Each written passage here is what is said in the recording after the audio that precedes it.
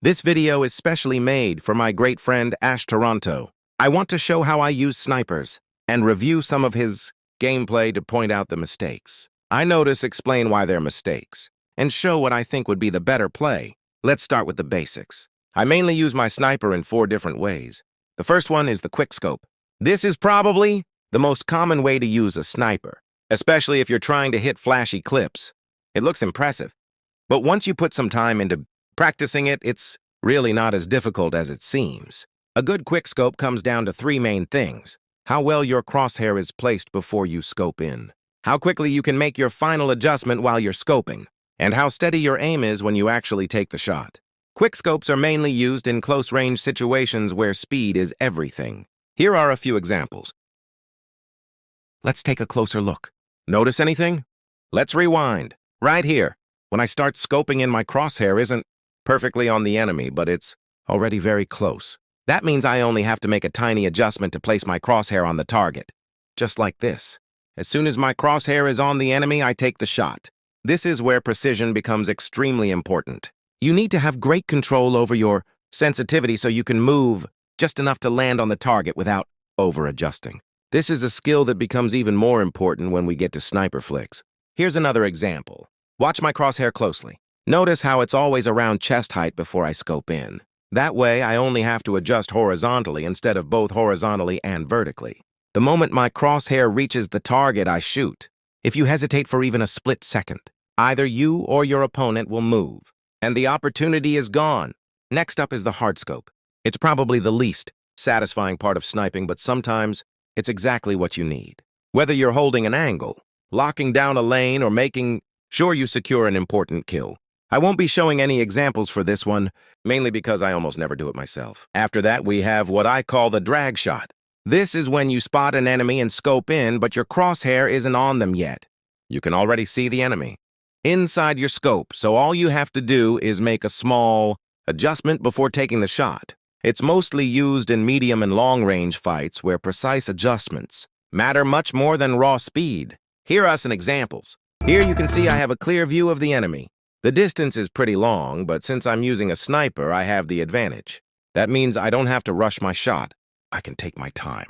When I scope in, you can see my crosshair isn't on the target yet. But because I can already see the enemy in my scope, all I need is a small adjustment. Once my crosshair is on the target, I take the shot. Drag shots aren't the flashiest technique, but they're one of the most reliable and efficient ways to secure kills at medium and long range. Lastly, we have the hardest technique of them all, the sniper flick. This is where you scope in without seeing the enemy in your scope at all. You already know or predict where they're going to be. You flick your crosshair onto them and have to stop at the exact right moment before taking the shot. Half a second too early or too late, a tiny bit too high or too low, and you miss. This technique took me a long time to become comfortable with. Here are a few examples. As you can see, I scope in, but I move in the opposite direction of the enemy. Because of that, I can't track him on my first adjustment, but that's okay. I already know where he's going. So instead of trying to track him, I flick back to where I predict he'll be. That's what makes flicks so difficult. They're a combination of reaction and prediction. You have to predict where the enemy is going to be and time your flick before they actually get there. If your prediction is wrong or your timing is even slightly off, you'll miss the shot. The same thing applies for the next one. Now that we've covered the basics before we start reviewing gameplay, I want to quickly talk about movement. Movement can look flashy and impressive, but more often than not, it ends up hurting your aim. You either lose track of what's happening or your crosshair ends up moving everywhere, which makes your shots much less consistent. My advice is to focus on having clean aim and making every shot count rather than relying on fancy movement to avoid getting hit. A sniper is at their strongest when every shot is lethal, not when they're jumping around trying to be unpredictable. Now let's start here. As you can see, while you're sliding, you have a clear view of the enemy. But you're sliding away from him, which means your angle gets worse the longer you keep sliding. The real mistake here is that you didn't slide cancel. Look at this. By the end of your slide, the enemy is barely visible. Fortunately for you, he makes a mistake and exposes himself, giving you another chance to take the shot. Okay, so first thing, I believe your sensitivity is too high, as you missed some shots that should hit because at the critical moment, you move very fast, as if you were flicking. You also need to be a bit more patient because it looks like you move as you shoot. While this may work, sometimes it won't work in most cases. When you're about to shoot, that's when your aim is supposed to be perfectly still unless you flick shot.